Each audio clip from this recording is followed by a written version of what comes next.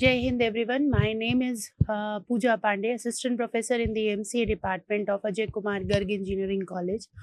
And today I am going to discuss a topic, deadlock, which is a very important topic in the operating system. And this subject is in the MCA, so its code is BMC 203. Now, when we are studying that what is deadlock, actually the question comes in our mind that what do you mean by the deadlock. See, deadlock is a situation when where a set of processes are blocked because each process is holding a resources and waiting for another resources acquired by some other process. We can understand this definition by an example. When we travel or we pass some traffic light signal, if you have seen that, and it once in a while it always occur in our mind. Suppose that this is the passage roads. Here the traffic is going on, and here it is a traffic light. Sometime the traffic light got failed, and the traffic is moving continuously from this side also, from this side also, from at a point the traffic got stuck at a point and it cannot be moved from here and there. So that position is called the deadlock, because each one wants to proceed but nobody is unable to proceed because that place is not empty where the car want to proceed, right? So you can say that in terms of the operating system, that deadlock is a situation where two or more processes, or you can say the threads, because two or more processes or the threads are unable to proceed because each process is waiting for the other to release a resource or the terminate, right? We can take in another example for the deadlock. If you have seen that sorry, you have seen that when two trains are coming towards each other on the same direction, on let us suppose that the train is coming from here only and train is coming from the here, and the same track, and there is only one track. So none of the train is available to move from the east side because they are in the front at once. Here they will collide. So that is a position of the deadlock. That is a example of the deadlock. Or when we stuck in the traffic jam, that is a example of the deadlock. Here moving train on the same track is an example of the deadlock. So so it is very clear that deadlock is a situation when two or more processes are stuck to one position and they are unable to proceed and utilize the resources which they wanted because that resources are already used by the other process. So that is the condition of the deadlock. Now, we have understood that what is a deadlock, but a question come to our mind that how does deadlock occur in the system?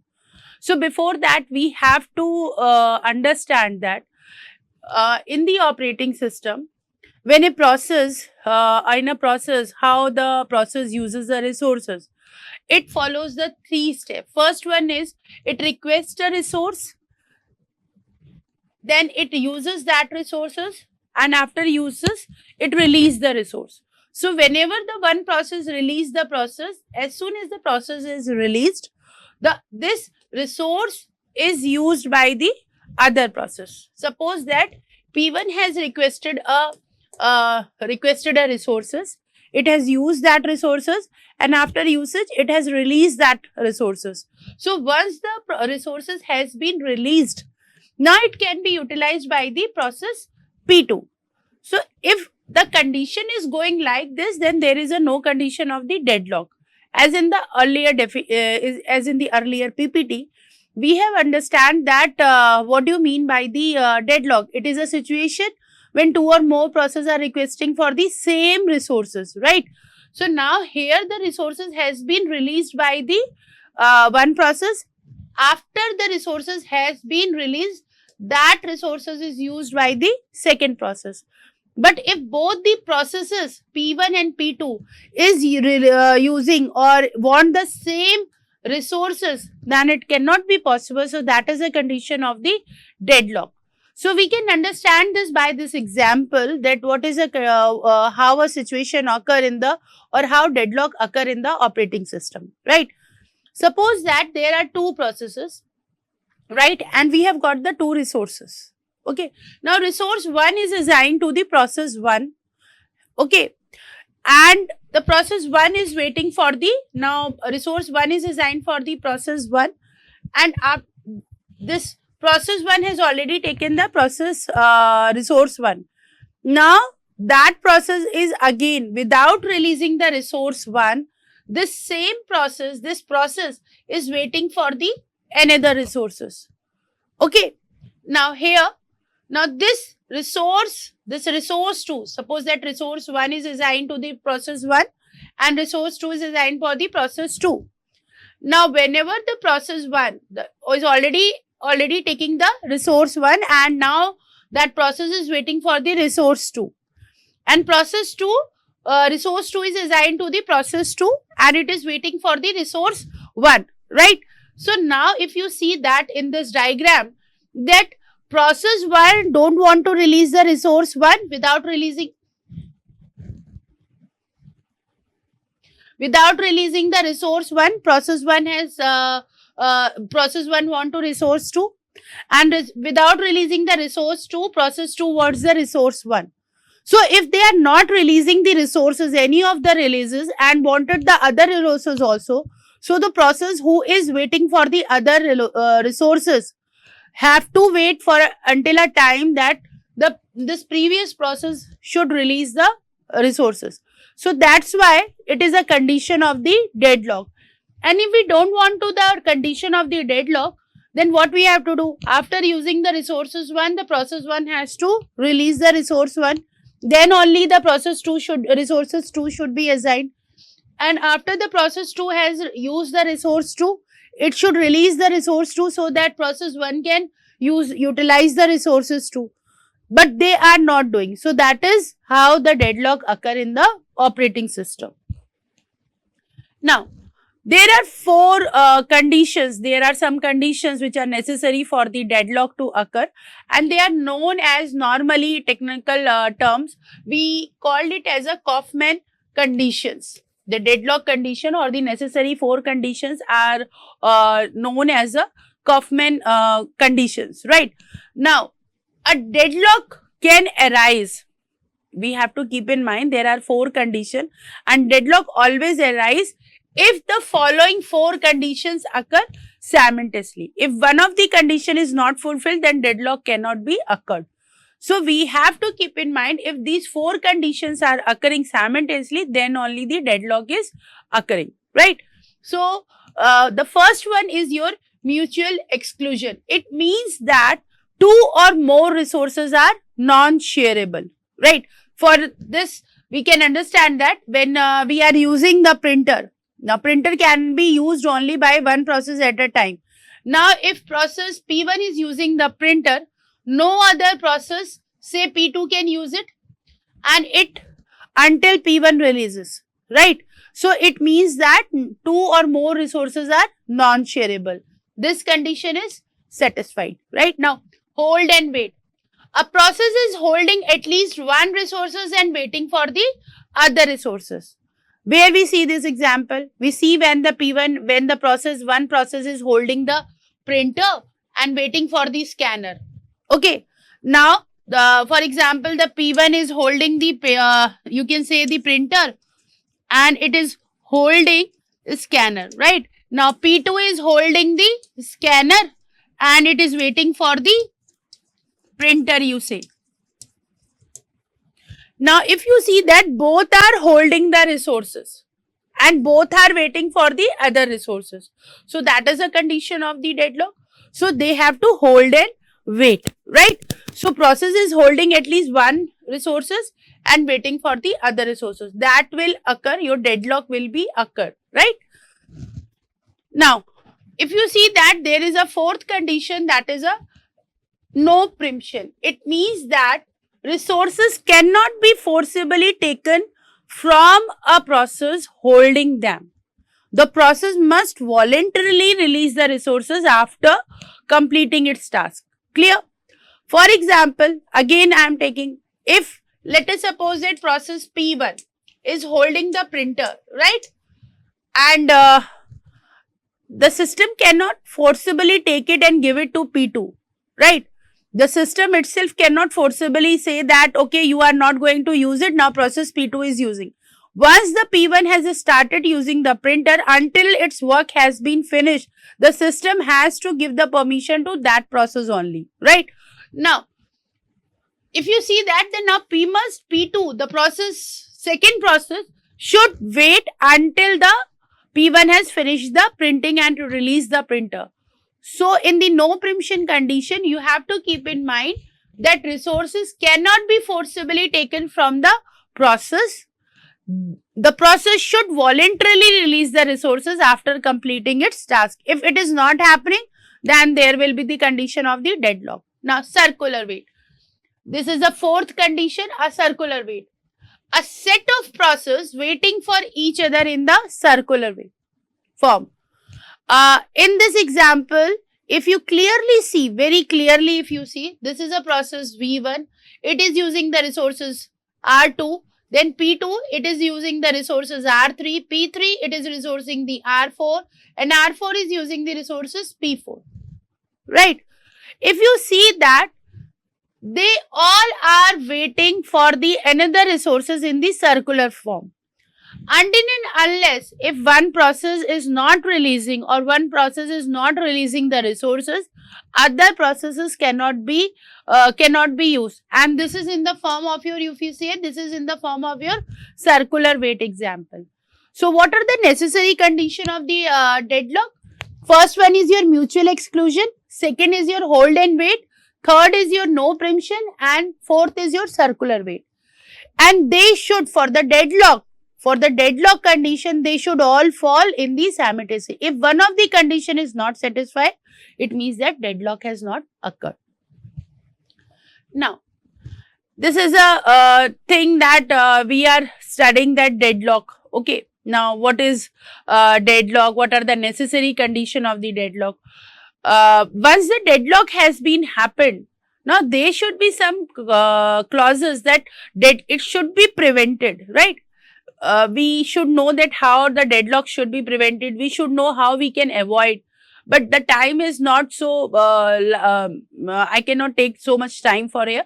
So that's why I am just only discussing the deadlock prevention, how we are going to prevent. Now, deadlock prevention, this deadlock prevention is a technique where the system is designed in such a way that at least one of the necessary condition, we have studied the 4 conditions. If one of the condition is never allowed to hold, it means that deadlock is not ensured. So so this is the way we prevent the deadlock. In 4 condition, we see that which of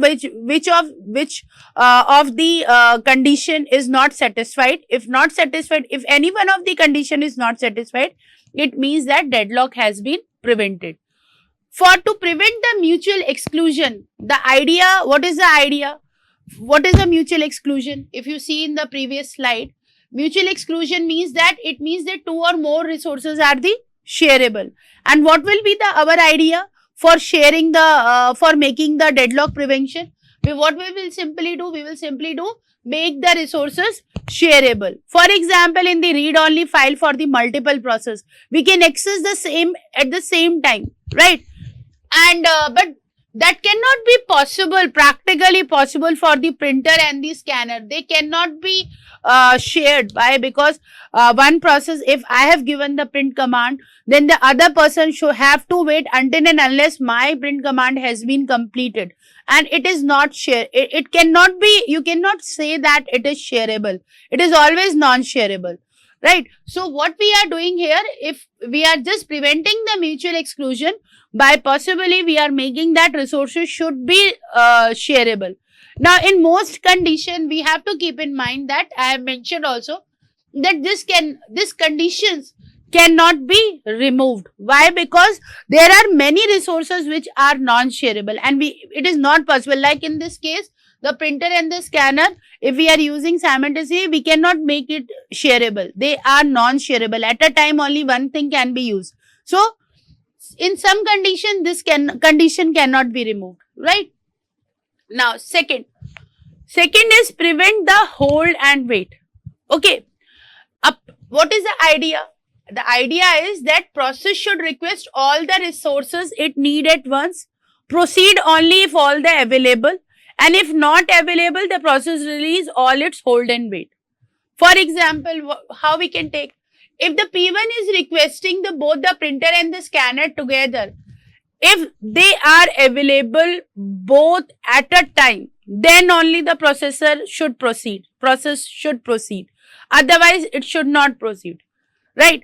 So, otherwise, it should wait for its turn, that whenever both the things are available, then only I am going to proceed. Then only we can prevent the hold and the wait. Now, the problem arises here that it can, if you are waiting for the thing that both the things are available, the waiting time will be more, right? So, resources are underutilized in this condition. So, this also we have to keep in mind that it is resource utilization, underutilization, and the longer waiting time. Why? Because if processor is not getting the both the resources at a time, then it is waiting for it, right? So that's why we are saying that we have to prevent hold and the wait condition. Now, again, the third condition was no preemption. It means that forcibly it is not allowed, right? But idea what we are taking, that if process is holding some resources request additional ones that are not available, all the resources it currently holds are forcibly released.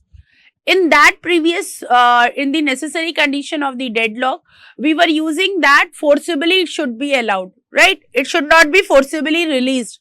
But to prevent the no permission condition, what we have to do, we have to forcibly release the resources. For example, that if process has a printer and it is requesting the scanner which is unavailable, then system should take back the printer from the process P1 and allows others to use it. Now the process, it means that, see, process is already having the printer, right? Now it wants the scanner, but the scanner is not available. So what will be for the deadlock condition? What will be the condition? It will hold for the printer and wait for the scanner, right? But now we have to prevent the no permission condition. So what we will do, if process P1 is waiting for the scanner and is holding the printer, we will forcibly take back the resources from the process P1, and we will allow another process P2 to use the printer, right?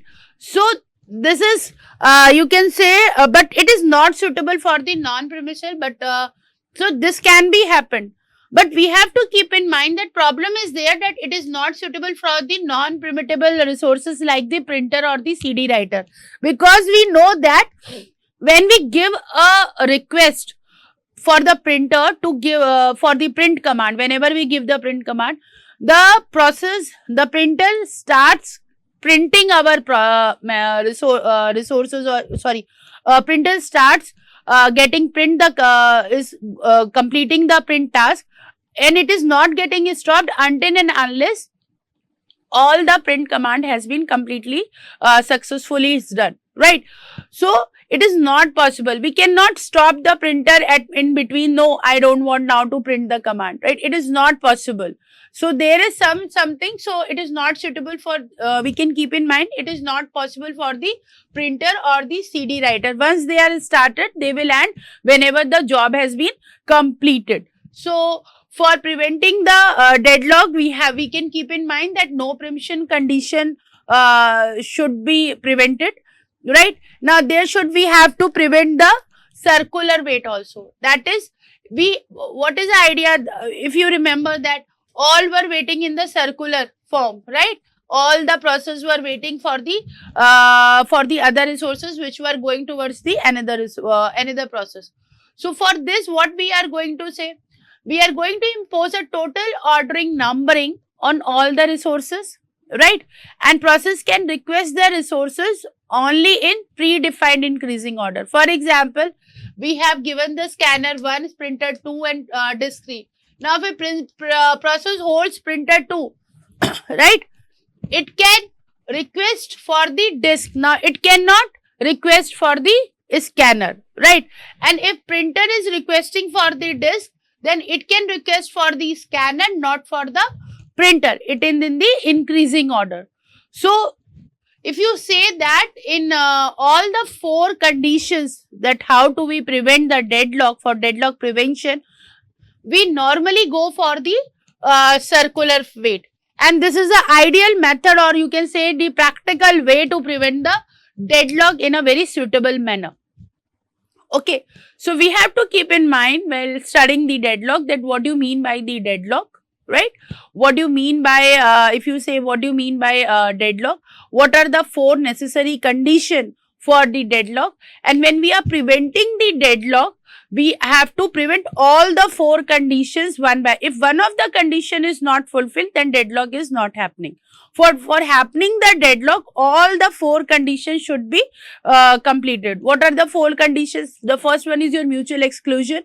Second is your hold and wait. Third is no preemption. And fourth is your circular wait. So all these 4 conditions should be satisfied, then only your deadlock will occur.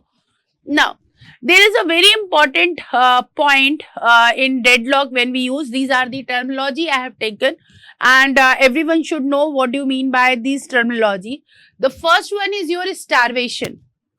We normally use, okay, the process has been starved, or a starvation has occurred.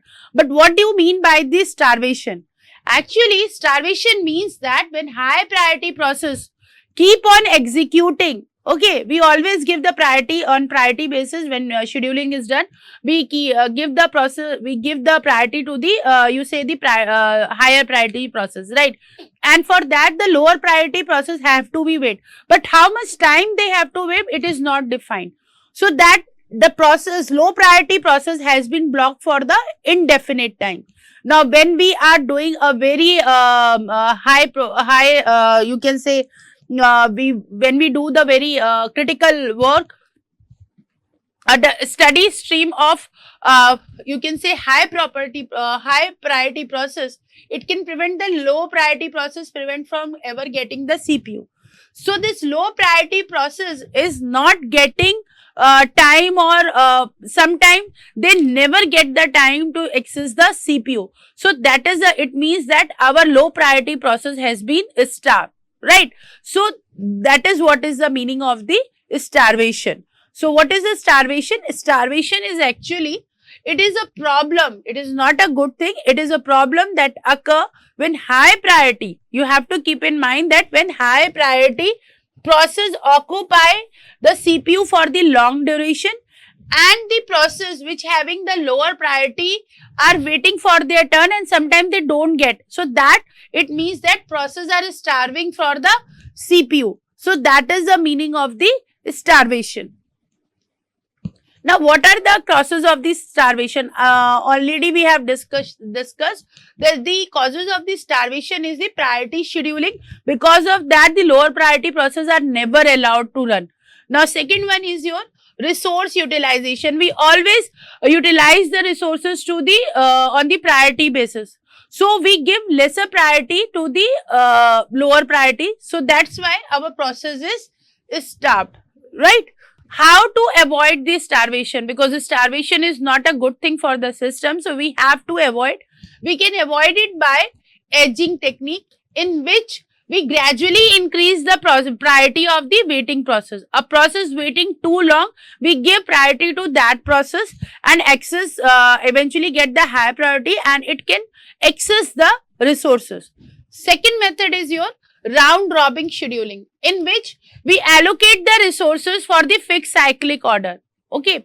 Already in the scheduling algorithm, we have studied in the round robin method that each process is getting the equal quantum time to avail that process in the very smoothly way. So every process in the round robin process, in the round robin scheduling, every process is getting the fair chance, and preventing the you can say the wetting, because every process is getting the equal time quantum, or you can say equal time slice, right?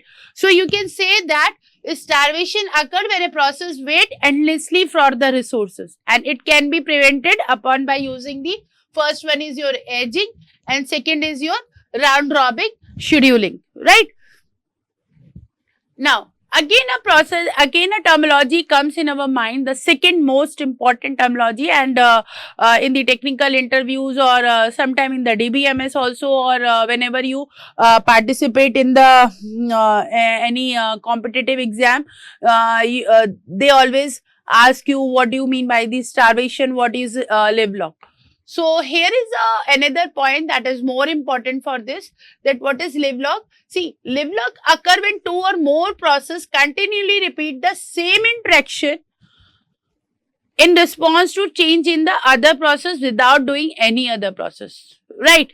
If you see with this diagram, that this both process at a time, they are interacting to the third one, right? They are not doing anything. They only want to change something, but they are interacting at the same interaction. At the same time, the interaction has been done in the same time, but when the same time it is done, this process is unable to find out to whom they have to give. It means that these processes are not in the waiting state, but they are running concurrently, right? And this is a very different from the deadlock, because in this, all the process in the deadlock condition, what we do in the deadlock, all the processes are in the waiting state, right? But if you see in the live lock, they are actively trying to perform the fork operation here, but they are unable to do. Why? Because they are interacting at the same time, right? So if you see the why, and if I say that why the live lock occur, because live lock occur because they change their state in response to each other.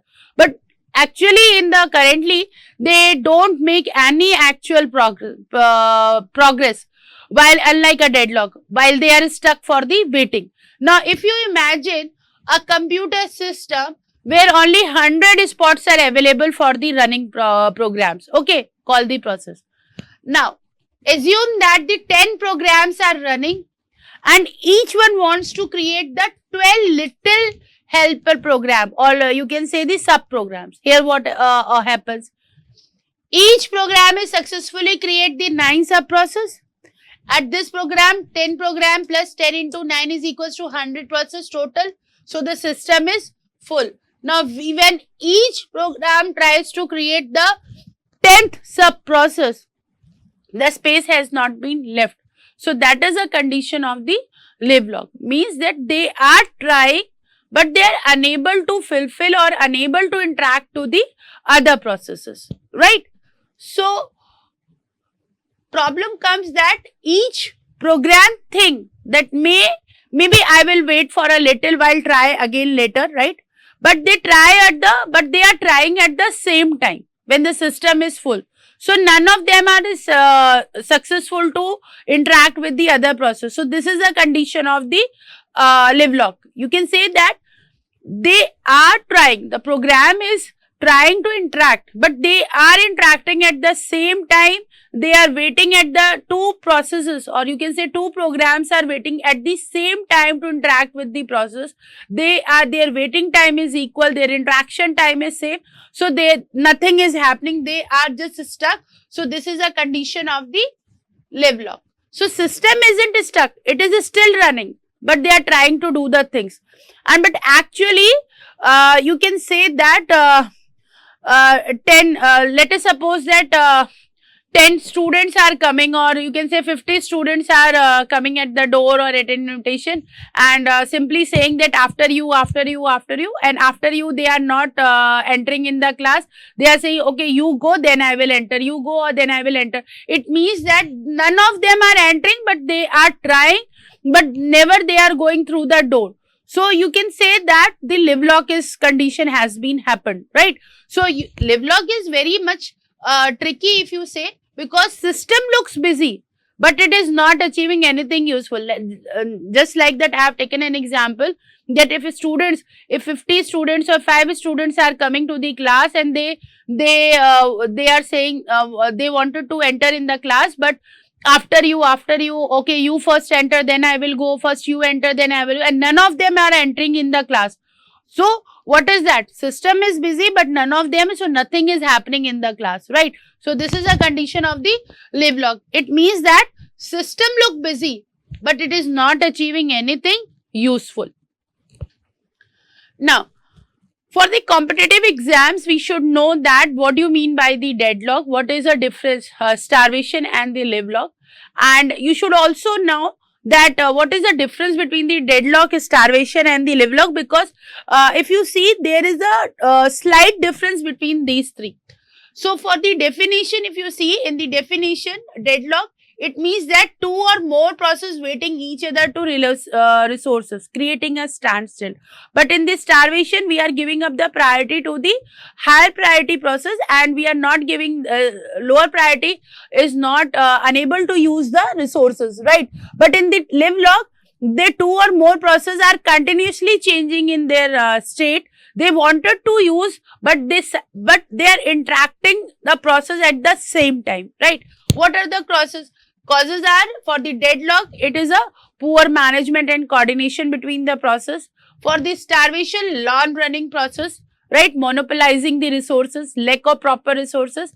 For the live log, again the poor coordination between the process. Why? Because P1 and P2 both are interacting to the P3 at the same time. They are waiting at the same time, so there is no coordination, right? So what is the condition of the deadlock? Process is blocked, performance is decreased, right? But for the starvation, what will be the condition of the starvation? Again, the performance will be decreased. It is delayed and block the process. And in the live log, because they are interacting at the same time, there is no process. Continuously the states are changes, but nothing is happening. So what is the solution of the deadlock? It can be resolved by the method, either by the detection, or either by the recovery, or by the prevention and the avoidance. And starvation can be resolved that we can use the priority scheduling algorithm to allocate the resources to the lower priority equally when we are giving up the resources to each process. So each process can can use the resources simultaneously equally. So the starvation problem can be resolved. Now, how we are resolving the live log method? Live log method can be resolved by breaking the symmetry. It means that it is interacting, this process P2 is waiting, and whenever the process P1 has been interacted, it will wait for this, and after that the function has been completed, then after that P2. So we are breaking the symmetry, randomness or timeouts. So this is a difference between the deadlock and the starvation. So we can say that in this presentation we have discussed that what do you mean by the deadlock, how deadlock occur, what are the 4 conditions of the deadlock, and what are the necessary conditions, or you can say what are the 4 things, how can we prevent the deadlock. Then we have also discussed in this presentation then what do you mean by the starvation and the live log. Then we have clearly discussed that what is the difference between the deadlock, live log and the starvation, and these terminologies should be very clearly understood because they are being asked in the competitive exam as well as in the university exams. So hopefully this lecture has helped you all. Thank you very much.